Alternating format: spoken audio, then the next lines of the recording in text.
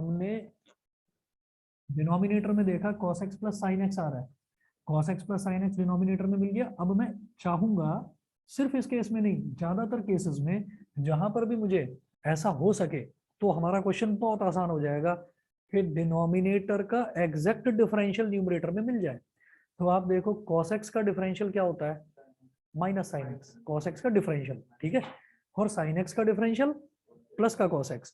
तो अगर मुझे minus sine x plus cos x ऊपर मिल जाए तो काम बन जाएगा। ठीक, तो मैं क्या करूंगा, मैं इस चीज को जबरदस्ती इंक्लूड करूंगा यहाँ पर।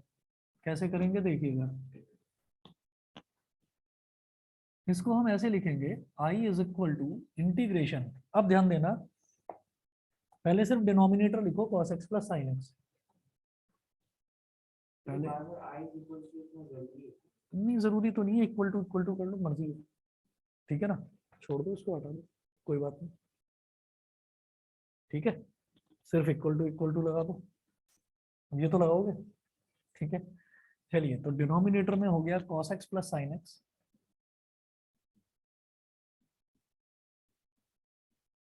अब मैं क्या करूंगा, मैं चाहूंगा कि इसका डिफरेंशियल मिल जाए मुझे न्यूमरेटर में। cos x का डिफरेंशियल होता है माइनस साइन एक्स का डिफरेंशियल होता है cos x, साइन एक्स का डिफरेंशियल cos x, और cos x का differential minus sine x. Numerator में केवल cos x था ना, केवल cos x था, तो मैंने तो cos x minus sine x कर दिया, ठीक है। तो मतलब इससे मेरा काम आसान हो जाएगा, कैसे होगा वो भी बता रहा हूँ। अब मैं ये कहूंगा कि नहीं जी, मुझे तो ये cos x plus sine x गायब भी करना है, काटना भी है, तो जबरदस्ती लिख दो यहाँ पर cos x plus sine x, और इधर dx। ठीक है, मैंने ऐसे ही लिख दिया cos x minus sine x. ऐसे ही क्यों लिखा, क्योंकि मैं चाहता हूँ डिनोमिनेटर का डिफरेंशियल मुझे न्यूमरेटर में मिल जाए। तो cos x plus sine x का डिफरेंशियल ही तो है ये। सो देखो cos x का डिफरेंशियल क्या है, माइनस साइन एक्स, और साइन एक्स का डिफरेंशियल क्या है, प्लस cos x। फिर मैं ये भी चाहूंगा कि ये डिनोमिनेटर कट भी जाए कैसे भी करके, तो मैंने जबरदस्ती ये भी लिख दिया। लेकिन ये जबरदस्ती चलती तो नहीं है ना, ये चलती तो नहीं है, तो हमको क्या करना है, हमको चाहिए न्यूमरेटर में यही cos x। तो भाई ये कैसे मिलेगा, बीच में प्लस का साइन लगा दो, बीच में प्लस का साइन लगा दिया, क्या बनेगा, सोचो सोचो क्या मिलेगा बताओ, 2 cos x आ जाएगा, लेकिन 2 cos x थोड़ी है, तो यहाँ 1/2 कर दो। समझ गए, कोई दिक्कत तो नहीं। तो हम किसी भी तरीके का कोई लॉजिक में नहीं जाएंगे, किसी भी तरीके के कोई लॉजिक में नहीं जाएंगे, एक लकीर पकड़ लेंगे। वो लकीर ये है कि एक तो डिनोमिनेटर में जब मुझे ऐसा cos x plus sine x या sine x minus cos x कुछ ऐसा दे रखा हो, तो इसका डिफरेंशियल जबरदस्ती लिख दो, ऊपर लिख दिया, पहले मैंने इसका डिफरेंशियल लिख दिया जबरदस्ती। उसके बाद मैं कहूंगा नहीं जी, मेरे को तो ये काटना भी है, मेरे को ये ना फालतू में डिनोमिनेटर का पंगा मुझे समझ में ही नहीं आ रहा, मैं तो इसको काटना भी चाहता हूँ। काटना भी चाहते हो तो यही लिख दो एग्जैक्टली ऊपर। फिर बीच में प्लस लगाना है या माइनस लगाना है वो आपका काम है, वो आप देख लेना। हमने यहाँ देखा कि बीच में प्लस लगाकर देखा, तो माइनस साइन एक्स और प्लस साइन एक्स कटता हुआ नजर आया, और cos x plus cos x 2 cos x बनता हुआ नजर आया। तो 2 cos x बनाना, लेकिन था क्या, था तो सिर्फ cos x, तो उसको बैलेंस करने के लिए मैंने 2 से डिवाइड कर दिया। बताइए समझ में आया कि नहीं, ऑनलाइन वाले बच्चे बताएं। तो ठीक है, यस सर। तो अभी सिर्फ ये प्रोसीजर समझ में आया, इससे फायदा क्या होगा वो देख रहे हैं। एक मिनट रुक जाओ, बस ये हो जाने दो। Is equal to 1/2। अब क्या करना है, इंटीग्रल में ये वाली टर्म और ये वाली टर्म ऐड हो रही है ना, स्प्लिट कर दो। Integration cos x minus sine x upon cos x plus sine x, और यहां लिखिएगा बेटा dx, बीच में प्लस का sign, 1/2 integration cos x plus sine x upon cos x plus sine x, और इधर dx।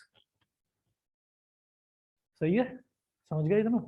अब इससे क्या होगा, देखो जी, इसको तो खत्म करो, cos x plus sine x, cos x plus sine x cut गया, तो इधर तो केवल 1 बचा। और जो ये वाला है ना, इसको आप बोलिए I1 और जो ये वाला इंटीग्रल है इसको आप बोल दीजिए I2, I1 और I2। तो ये जो हमारा I था, I is equal to I1 plus I2 हो गया। I1 को अलग सॉल्व करते हैं।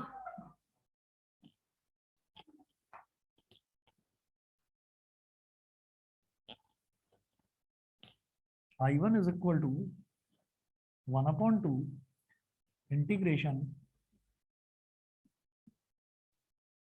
cos x minus sin x upon cos x plus sin x और dx। डिनोमिनेटर में जो फंक्शन है उसका एग्जैक्ट डिफरेंशियल है न्यूमरेटर में, तो डिनोमिनेटर वाले को fx, आप डिनोमिनेटर वाले को t मान लीजिए। Let cos x plus sin x is equal to t, ये t हो गया। Differentiate with respect to x, x के रिस्पेक्ट में डिफरेंशिएट करिए तो देखो cos x का डिफरेंशियल क्या हो गया माइनस साइन एक्स, और प्लस साइन एक्स का डिफरेंशियल क्या हो गया प्लस का cos x।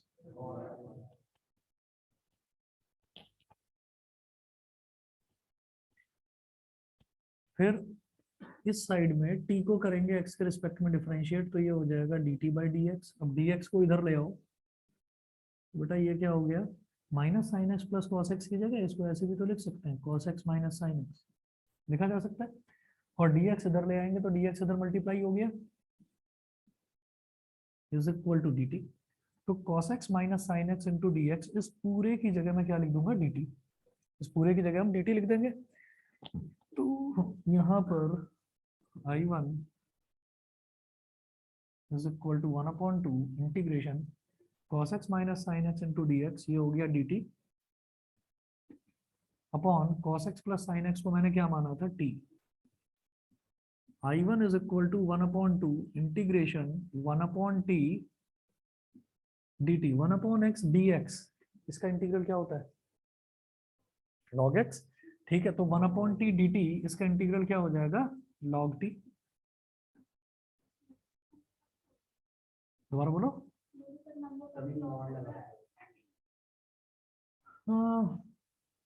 Actually negative number का लॉग होता नहीं, एग्जिस्ट ही नहीं करता नेगेटिव नंबर का लॉग, तो इस वजह से उसके आगे मॉड लगा देते हैं, लगाओ या मत लगाओ मर्जी है। ठीक है, फॉर्मूले में लिखना उनके लिए जरूरी था ये समझाने के लिए कि नेगेटिव का हम लॉग नहीं निकाल सकते। आप लॉग टी लिख दो, मॉड भी लगा दोगे तो भी गलत नहीं है। ठीक है, आप चाहो तो इसको लॉग मॉड टी लिख सकते हो, कोई फर्क नहीं पड़ता। ये हो गया plus constant of integration, because मैं इंटीग्रल I1 बोल रहा हूँ तो कांस्टेंट ऑफ इंटीग्रेशन को C1 बोल दिया। ठीक है, अब ये t जो है ये तो मेरा माना हुआ था ना, तो t की जगह वैल्यू डालो cos x plus sine x, तो I1 is equal to 1/2 log mod cos x plus sine x plus C1, ये हो गया। सिमिलरली अब I2 की बात करते हैं। I2 क्या है 1/2 इंटीग्रेशन क्या बचा 1 और dx।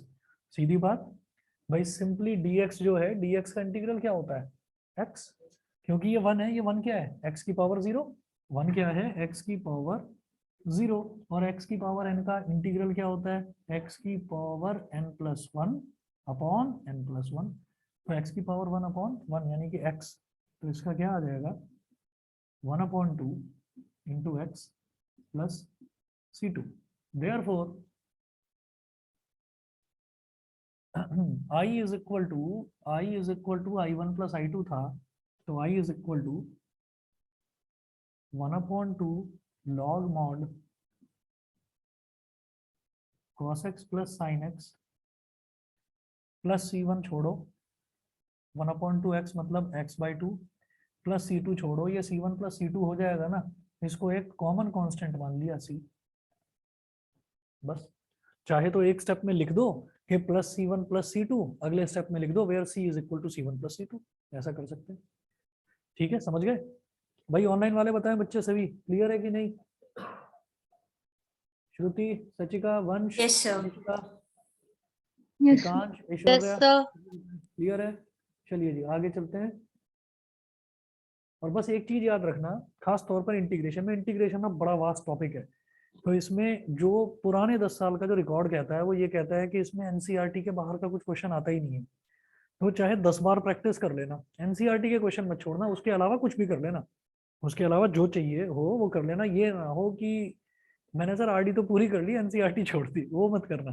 ठीक है, तो हाँ ये बहुत बढ़िया इसमें दे रखा है, ये सफिशिएंट है। चलिए जी, अगला देखेंगे। ये एग्जांपल नंबर 6 का थर्ड पार्ट था, ये हमारा खत्म हुआ। एक्सरसाइज एक्सरसाइज 7.2 करनी है। एक्सरसाइज 7.2 में जैसे पहले 1-2 आसान क्वेश्चंस करते हैं, फिर मैं लेवल बढ़ाता हूँ। क्वेश्चन नंबर 1 देखेंगे पहले एक्सरसाइज 7.2 का।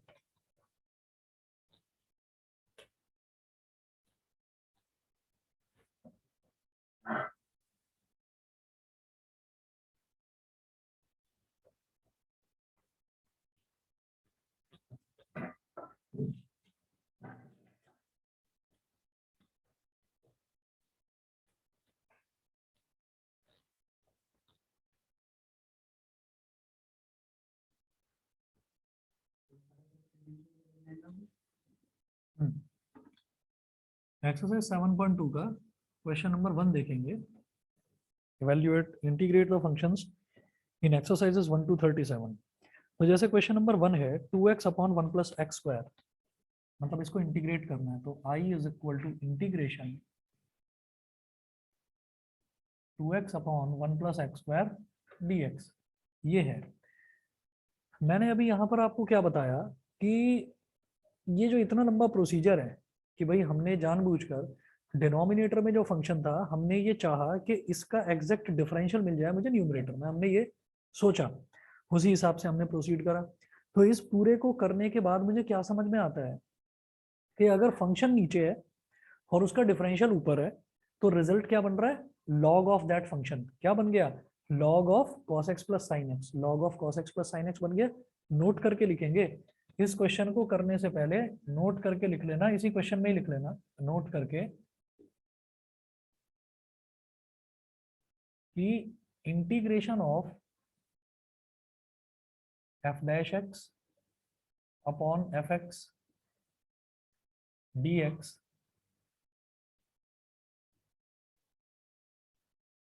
Is equal to log mod f x plus c. ठीक है, तो ये ऐसा नहीं है कि हमने मतलब अपनी तरफ से ही कोई फॉर्मूला बना दिया हो। आप मतलब n नंबर ऑफ क्वेश्चंस इसमें करेंगे तो आप हर एक क्वेश्चन में यही देखेंगे कि अगर डिनोमिनेटर में फंक्शन है और न्यूमरेटर में उसका एग्जैक्ट डिफरेंशियल है तो हमको ये एग्जाम में पूरा का पूरा ये सॉल्व करके दिखाने की जरूरत नहीं है। एक क्वेश्चन था, पहला क्वेश्चन था तो करके दिखा दिया। अगले जितने भी क्वेश्चन आएंगे जहाँ डिनोमिनेटर में फंक्शन हो और न्यूमरेटर में उसका डिफरेंशियल हो तो आप सीधा सीधा ये फॉर्मूला लिख दो और यहाँ इसके बाद सीधा इस नतीजे पर पहुंच जाओ। ठीक है, ये पूरा करके दिखाने की वहां जरूरत नहीं है, बस ये लिख देंगे कि डिनोमिनेटर में एफ एक्स है, न्यूमरेटर में एफ डैश एक्स है। शायद समझ में आ गई होगी मेरी बात। अब आप ये देखो कि यहाँ पर अब मैं इसी क्वेश्चन में मैंने ये नोट क्यों लिखवाया है, क्योंकि देखिए ये 1 प्लस एक्स स्क्वायर है। 1 प्लस एक्स स्क्वायर को अगर मैं एफ एक्स मान लूँ, अगर मैं इसका डिफरेंशियल करता हूँ 1 प्लस एक्स स्क्वायर का, 1 का डिफरेंशियल 0 और एक्स स्क्वायर का डिफरेंशियल क्या 2x, तो मुझे एफ एक्स का एग्जैक्ट डिफरेंशियल न्यूमरेटर में मिल रहा है। हो गया सॉल्व। आप क्या करेंगे कि F dash x here F x is equal to 1 plus x square and F dash x is equal to क्या हो जाएगा 2x, एफ डैश एक्स हो जाएगा 2x। ठीक, यहाँ लिख देना एफ एक्स जो है ये क्या है d, और मैंने ऐसे पावर में r लिख दिया मतलब डिनोमिनेटर, और ये क्या है न्यूमरेटर। अगर डिनोमिनेटर में फंक्शन हो न्यूमरेटर में उसका डिफरेंशियल हो then i is equal to integration 2x upon 1 plus x square. चाहे तो दिखा देना ऐसे एरो लगाकर एग्जाम में कि ये एफ डैश एक्स है और यहाँ दिखा देना ये एफ एक्स है dx, ये मतलब पूरा दे रखा है आपको। ठीक, तो आपको इसको सीधा सीधा ये लिख देना log mod 1 plus x square plus c. खत्म, सॉल्व नहीं करना, सॉल्व नहीं करना, आप बस ये मेंशन कर देंगे कि यहाँ एफ एक्स तो ये है और एफ डैश एक्स ये है, ठीक है। ये मैंने लिख कर दिखाया, आप ऐसे एक्सप्लेन कर देना पूरा लिख कर कि ये एफ एक्स है डिनोमिनेटर, ये एफ डैश एक्स है न्यूमरेटर। तो जब भी कभी ऐसा होता है फिर ये फॉर्मूला लिख देना कि ये फॉर्मूला है, तो आप लॉग मॉड 1 + x² + c ये लिख देना, पूरा करने की जरूरत नहीं। समझ गए? बताओ भाई ऑनलाइन वालों को clear? Yes, Yes, sir. sir. Clear है? चलिए आगे चलता हूं मैं। ये क्वेश्चन नंबर 1 था।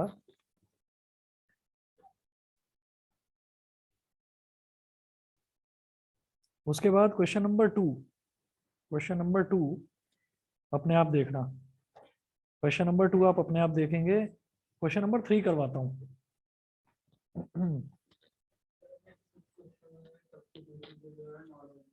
तो नॉर्मल करो, हाँ तो नॉर्मल करो। सब्सटीट्यूशन तो फिर वही है कि अगर मतलब आपको ना देख के समझ में आ जाएगा कि अगर मैं नॉर्मली प्रोसीड करता हूँ तो शायद फटाफट हो जाएगा, और सब्सटीट्यूशन शायद थोड़ा लंबा पड़ेगा, ठीक है। अब इंटीग्रेशन है, शुरुआत में आपको लग सकता है कि ये मतलब इतना लंबा मेथड क्यों बताया जा रहा है सब्सटीट्यूशन वाला। जब हम नॉर्मली प्रोसीड करते हैं ना, जब हम नॉर्मली प्रोसीड करते हैं तो कई बार क्वेश्चन काफी लंबा हो जाता है। अच्छा इनडेफिनिट में ये है ही नहीं कि तुमने करा है, तुमने सारे स्टेप्स चेक कर लिए और तुम्हें लगता है कि तुम्हारा बिल्कुल ठीक है, मैंने करा है मेरे भी सारे स्टेप हैं सही, मुझे भी लगता है कि मेरा सही है, तो इसका मतलब हम दोनों का सही है। आंसर्स भले ही डिफरेंट हो, इनडेफिनिट है ना। इनडेफिनिट का मतलब anything which is not particular, anything which is not definite, पक्का नहीं है। तो आंसर अलग अलग हो सकते हैं लेकिन मेथड जो है वो सही होना चाहिए, ठीक है। इनडेफिनिट में आंसर्स मैच नहीं करते जनरली बच्चों के, तो उसमें ये मत सोचना अगर कोई टेस्ट वगैरह हो स्कूल में कि मैंने पता नहीं क्या कर दिया उसने क्या कर दिया, बस अपने ऊपर भरोसा रखना, ठीक होगा। क्वेश्चन नंबर 2 छोड़ रहा हूँ मैं, अभी मैं 3 कराऊंगा तो 2 का आइडिया अपने आप लग जाएगा आपको। देखिए ये ना दो चीजों को हमारी नजर बहुत ढूंढेगी इसमें, कि एक तो log x दिखाई दे जाए और एक अपॉन में x दिख जाए, क्योंकि log x का डिफरेंशियल 1/x होता है, ठीक है। तो क्वेश्चन नंबर 2 में आपको दिख गया होगा कि न्यूमरेटर में log x है और डिनोमिनेटर में x है, यानी कि उसको अलग से मैं 1/x लिख सकता हूँ। आप ऐसा देखो जैसे i, इसका क्वेश्चन नंबर 3 है, i is equal to integration 1/x plus x log x dx, ये हो गया। अब क्या करेंगे, ये 1 है, डिनोमिनेटर में बेटा x ले लो कॉमन, तो ये क्या बचा, जब x ले लिया तो यहाँ बचा 1 और यहाँ क्या बचा log x dx, ये हो गया।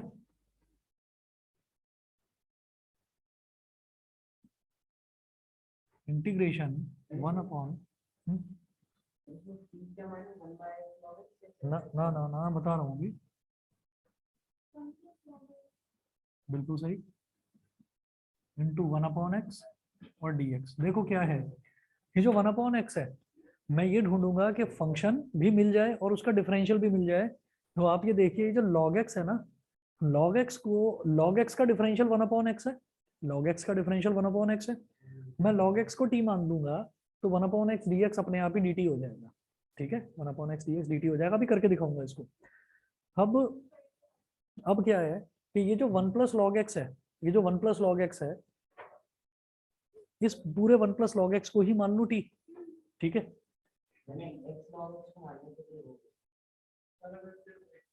दिखा देंगे ना x log x को कैसे, x log x को तो नहीं होगा, प्रोडक्ट रूल लग जाएगा उसमें तो।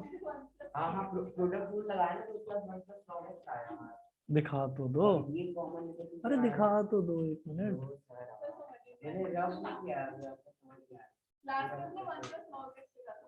नहीं नहीं नहीं, x log x को t माना ना, तो अरे x + x log x को तुमने t माना है,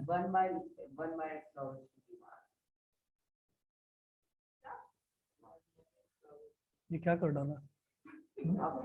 अगर x log x को t मानते तब तो समझ में फिर भी थोड़ा बहुत आ रहा था।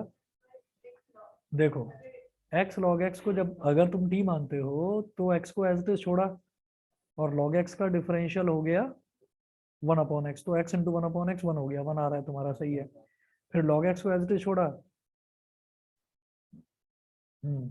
ये ना तुमने x log x को t माना है, ये तुमने x log x को t माना है, नहीं उससे तो हो रहा है, लेकिन लेकिन टी कहाँ लिखोगे वहां, एक्स लॉग एक्स तो अलग से आना चाहिए ना। ये पता नहीं क्या कर दिया। हाँ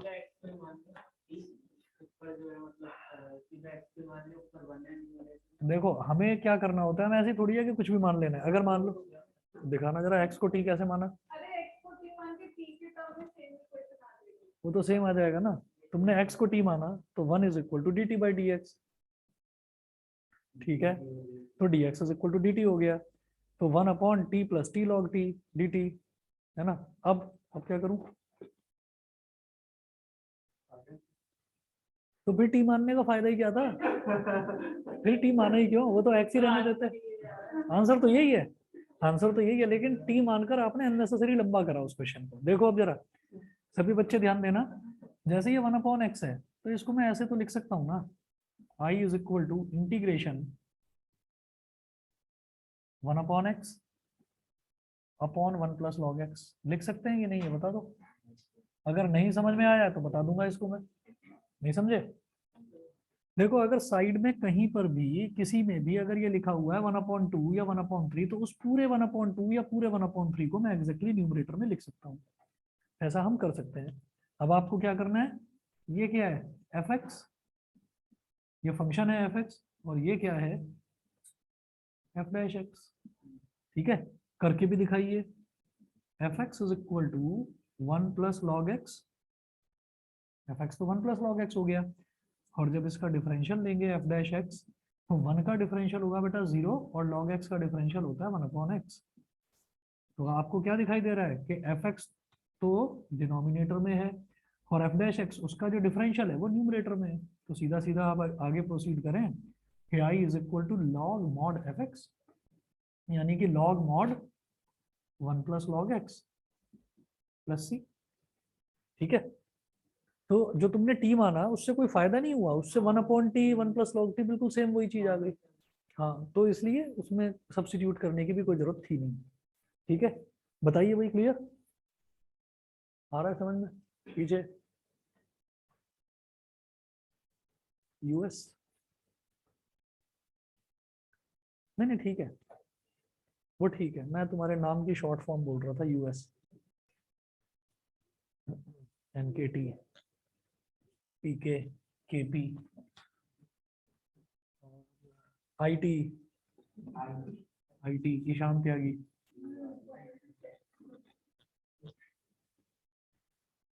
एसपी, क्या बात है, रैंक है, वाह।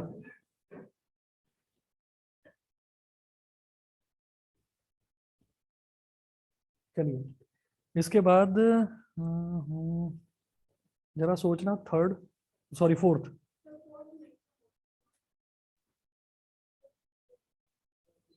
फोर्थ तो हो गया होगा, किसी से तो हुआ होगा, फोर्थ हो गया ना। cos x को t मानना है बस, क्योंकि cos x का डिफरेंशियल, हाँ क्योंकि cos x का डिफरेंशियल sin x उसमें मौजूद है। ठीक है, मैं क्या कर रहा हूँ, क्वेश्चन नंबर 4 छोड़ रहा हूँ। क्वेश्चन नंबर 4 करना अपने आप, आपको हिंट दे दिया बस कि इसमें cos x को t मानना है। क्वेश्चन नंबर 2 हमने छोड़ा, 4 हमने छोड़ा, इसके बाद 5 करेंगे आज ऑड। हाँ अरे छोड़ो ना, 5 में एक और बड़ी ना बहुत अच्छी सी चीज दिखाई दे रही है। अरे नहीं नहीं, ट्रिग्नोमेट्रिक, हाँ बस वही ट्रिग्नोमेट्रिक का जो फॉर्मूला एक लग रहा है। तो i is equal to integration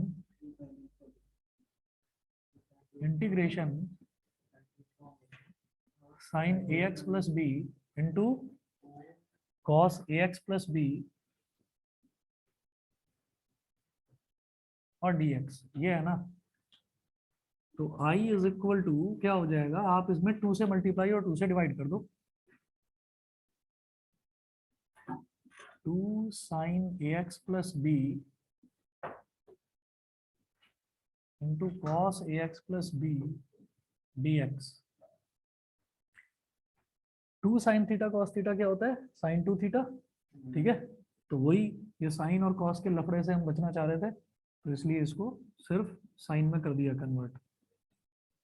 1/2 integration sign 2 A x plus b dx। देखिए इसमें हमारे दिमाग में ये भी आ सकता है कि अरे sign a x plus b को अगर मैं t मान लेता तो sign a x plus B का exact differential cos a x plus B है, साथ में उसमें ए और मल्टीप्लाई हो जाएगा, साथ में उसमें ए और मल्टीप्लाई हो जाएगा। तो आप सब्सटीट्यूशन से भी उसको कर सकते हो, लेकिन मुझे नजर आ रहा था कि यहाँ पर sine a x plus b cos a x plus B दोनों है, तो 2 से मल्टीप्लाई 2 से डिवाइड करो ना। तो दो अलग अलग मेथड हो सकते हैं, मैं दोनों करवा रहा हूँ अभी। ये पहला मेथड समझ गए, ठीक है। ये क्या बन गया, साइन 2 थीटा, ये क्लियर। अब इसमें क्या करेंगे, जो ये 2 है ना, इसको अंदर मल्टीप्लाई कर दो। क्या होगा, I is equal to 1/2 integration sine bracket में 2ax प्लस 2b और dx। एक चीज बताई थी आपको कि अगर साइन एक्स है सिंपली, तो साइन एक्स का इंटीग्रल क्या होता है, माइनस कॉस एक्स। और अगर उसमें कुछ लंबी चौड़ी कहानी लिखी हुई हो, तो उसको आपको डिफरेंशिएट करना है, और जो आए उससे डिवाइड कर देना, मल्टीप्लाई की बजाय डिवाइड कर देना। जैसे चेन रूल होता था, डिफरेंशिएशन में चेन रूल होता था कि अगर sine 2x square plus 3x plus something लिखा हुआ है, तो पहले तो साइन को सीधा सीधा कॉस लिख दूंगा। सब्सटीट्यूशन भी लगाऊंगा, अभी बता तो रहा हूँ। एक मेथड तो ये है, मैं तो दो अलग अलग मेथड बता रहा हूँ। हाँ हाँ हाँ, बिल्कुल बिल्कुल, वो शॉर्टकट हमने बना रखा है, उसके नंबर मिलते हैं। उसको कोई ऐसा नहीं कहेगा कि आपने शॉर्टकट लगा दिया, सब्सटीट्यूट करके नहीं दिखाया, नहीं, नंबर मिलते हैं उसके। 1/2 साइन का integral minus cos 2ax plus 2b, और फिर 2ax प्लस 2b का डिफरेंशियल करेंगे, और जो आएगा उससे डिवाइड कर देंगे। तो 2ax का डिफरेंशियल क्या होगा, 2a, और 2b का डिफरेंशियल क्या होगा, 0, और प्लस c। तो इसको लिखो आप minus cos 2ax plus 2b upon 4a plus c। ये समझ में आया, ऑनलाइन वाले बताएं। Yes, sir. ठीक है, चलिए आगे चलता हूँ। फिर मैं इसी का सेकंड मेथड बताऊंगा, सब्स्टिट्यूशन वाला।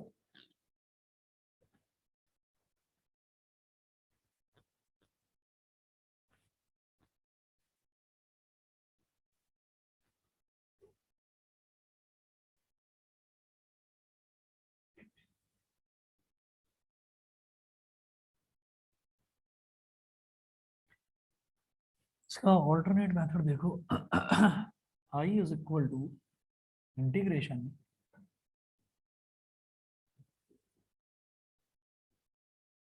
Sign x plus b cos a x plus b dx।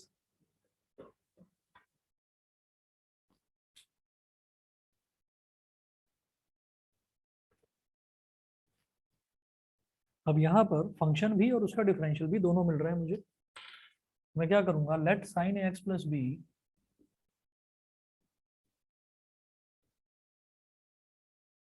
Is equal to t, और ये जो ओरिजिनल इंटीग्रल की इक्वेशन है, इसको इक्वेशन नंबर 1 बोल दिया। Sine a x plus b is equal to t, differentiate with respect to x. Sine का differential क्या होता है, कॉस। तो cos a x plus b, अभी सिर्फ इतना ही होगा क्या, नहीं, cos a x plus b तो साइन का हो गया, फिर अंदर ए एक्स प्लस बी को भी तो डिफरेंशिएट करेंगे, तो इसका क्या आएगा, ए। तो ए से मल्टीप्लाई हो गया, और is equal to d t by d x. अब क्या करिए, इस ए को नीचे ले जाओ, cos a x plus b dx को इधर ले आओ, cos ax plus b d x is equal to d t by A.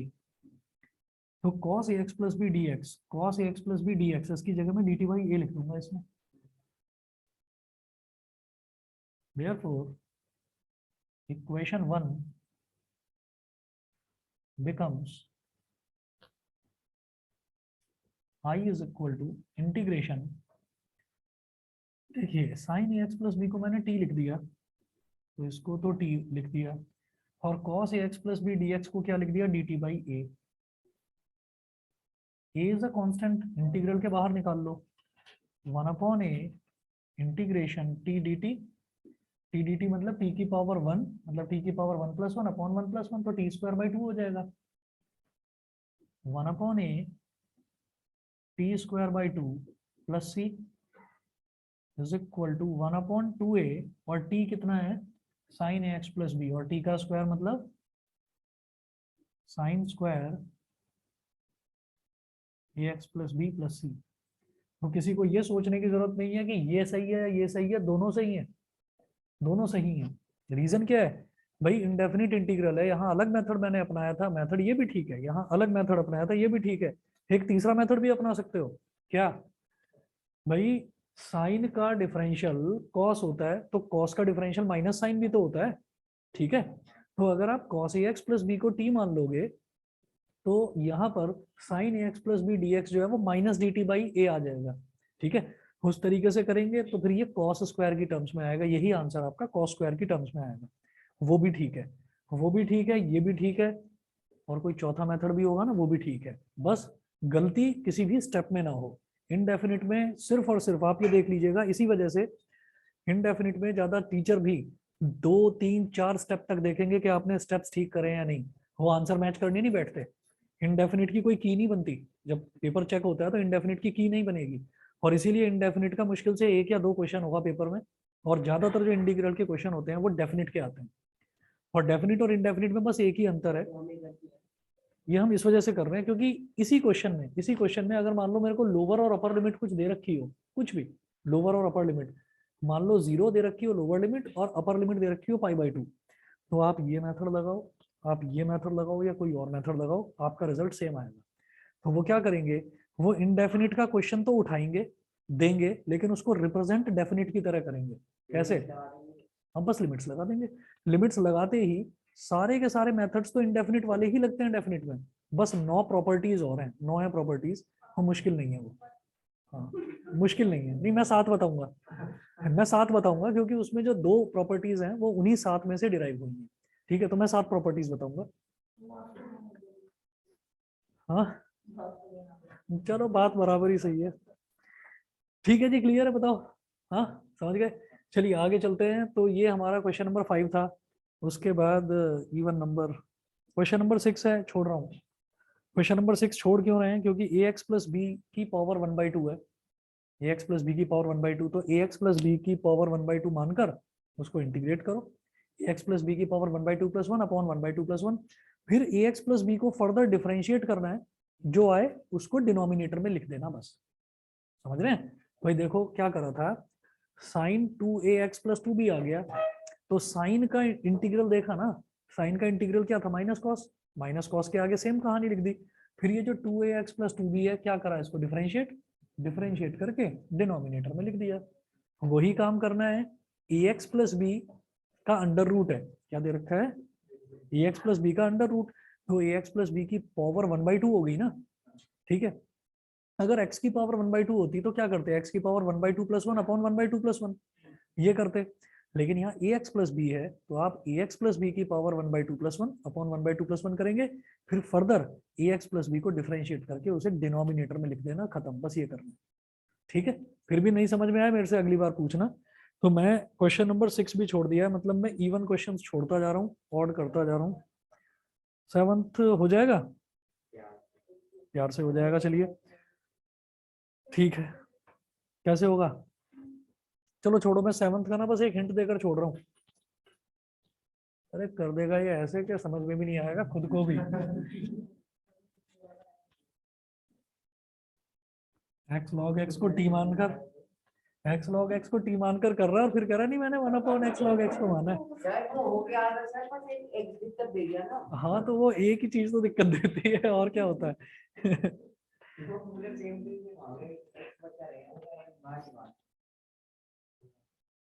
Question number 7 देखिएगा, 7 में i इज इक्वल टू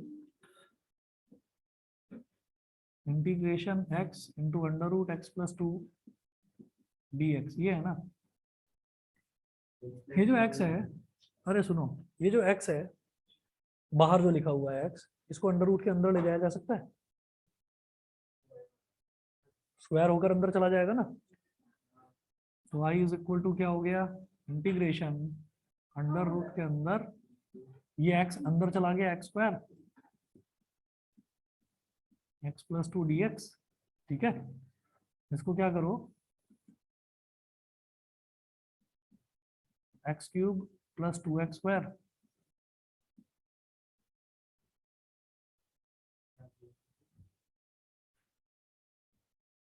कुछ कर डाला क्या?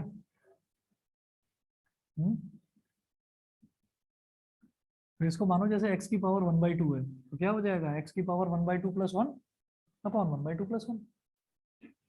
भाई जैसे x की पावर 1/2 होता तो उसका इंटीग्रल क्या हो जाता है, x की पावर 1/2 + 1 अपॉन 1/2 + 1। ठीक है, तो x नहीं है बस, यहाँ क्या है, x³ + 2x² की पावर 1/2 + 1।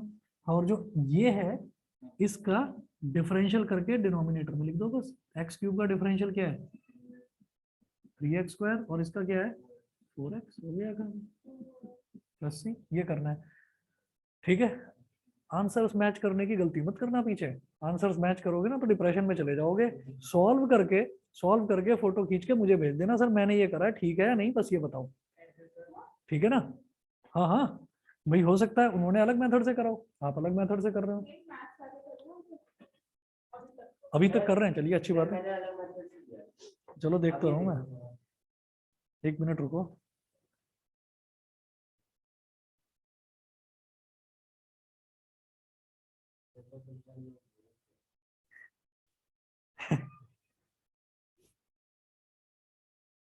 बहुत बढ़िया मेथड है तुम्हारा भी, सही सही है।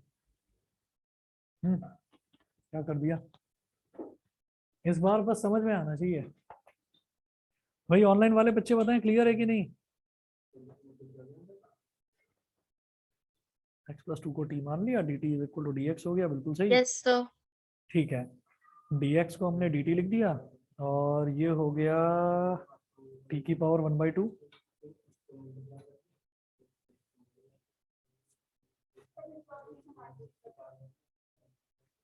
हाँ दोबारा बोलो क्या। हाँ कोई बात नहीं, ये तुमने बहुत बढ़िया मेथड लगाया है, लेकिन इसमें ना एक काम और करना, जैसे x + 2 को t माना है ना, मैं आपका काम और आसान कर रहा हूँ। x + 2 को t मत मानो, t² मान लो। अब करके देखना जरा, इसका एक और मेथड देखते हैं इसी का, ये नैन ने करा है, बहुत अच्छा मेथड है, आसान पड़ेगा। देखिए ऑल्टरनेट मेथड,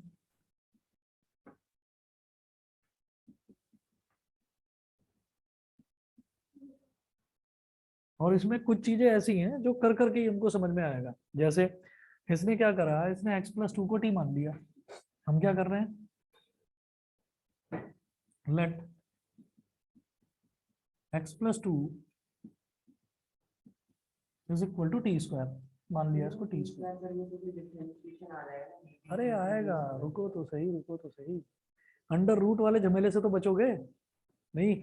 हाँ देखिए, x + 2 को t² मान लिया, डिफरेंशिएट करो with respect to x, differentiate WRT मतलब विद रिस्पेक्ट टू x।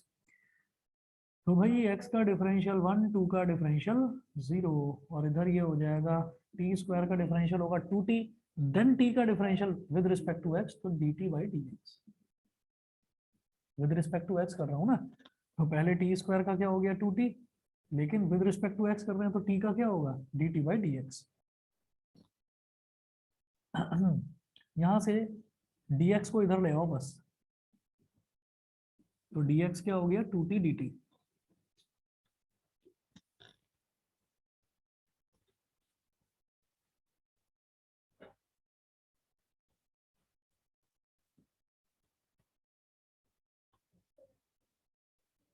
हो गया कि नहीं ये बताओ। इंटीग्रेशन, यस, x को क्या लिखोगे t² - 2, x की जगह लिखो t² - 2, और अंडर रूट में x + 2 है, वो क्या है t², तो √t², और dx को क्या लिखोगे 2t dt। तो करेगा तो ठीक है, इससे चलिए t² - 2, t² का रूट क्या हो गया t, 2t × t क्या हो गया 2t², एक्सपेंड करो, t² × 2t² क्या हो गया 2t की power 4 minus 4t² dt। i = देखो 2 तो कांस्टेंट है एज इट इज रहा, t की पावर 4 क्या होगा, इसका क्या होगा t की पावर 4 + 1 अपॉन 4 + 1, मतलब t की पावर 5/5, -4 कांस्टेंट रहा, एज इट इज रहेगा। टी की पावर 2 का क्या होगा, टी की पावर 2 + 1 अपॉन 2 + 1 यानी कि t³ / 3 प्लस सी। अब टी की वैल्यू डाल दो। टी क्या है, √x+2। तो √x+2 भाई t² को x+2 लिया ना, तो t क्या हो गया, √x+2। तो √x+2 की पावर 5 अपॉन 5 माइनस √x+2 की पावर 3 अपॉन 3 प्लस सी। सेम आ रहा है वही जो तुम्हारा वाला है। अब देखो जैसे x की पावर x+2 है, x+2 का अंडर रूट है, तो इसको लिख सकते हैं x+2 की पावर 1/2 और 1/2 की पावर 5 है, तो 5/2 हो गया। नहीं समझे, मैं लिख देता हूँ, ये हो गया 2/5। x+2 को क्या लिखेंगे, x+2 की पावर 1/2 और इसकी पावर 5। तो जब पावर की पावर होती है तो ये दोनों मल्टीप्लाई हो जाती हैं, तो 1/2 × 5 हो जाएगा 5/2 -4/3। सिमिलरली यहाँ पर भी x+2 की पावर 1/2 और इस पूरे की पावर 3 प्लस सी। बताइए जी, क्लियर? ऑनलाइन वाले भी बता दें भाई, समझ गए कि नहीं? Yes, sir. Yes, sir. ज्यादा सही ये वाला लग रहा होगा वैसे। चलिए ठीक है, ठीक है, चलिए आगे चलें। क्वेश्चन नंबर 7 के बाद में क्वेश्चन नंबर 8 है। क्वेश्चन नंबर 8 में जरा ऐसे ही बता देना कैसे करोगे। 1 + 2x² को क्या ले लोगे, t ले लिया आपने। क्यों, क्योंकि 2x² में x² है और x² के डिफरेंशियल में 2x आ जाएगा। ठीक है, और बाहर बाहर मेरे को क्या मिल रहा है, x मिल रहा है। 4 से डिवाइड कर देंगे, बात बन जाएगी। देखो मैं पूरा नहीं कर रहा हूँ, मैं सिर्फ सब्स्टिट्यूशन कैसे करेंगे वो बता रहा हूँ, आगे आप अपने आप करना।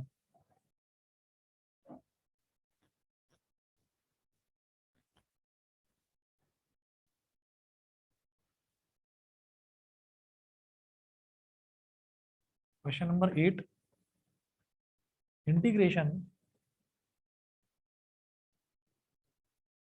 x × √1 + 2x²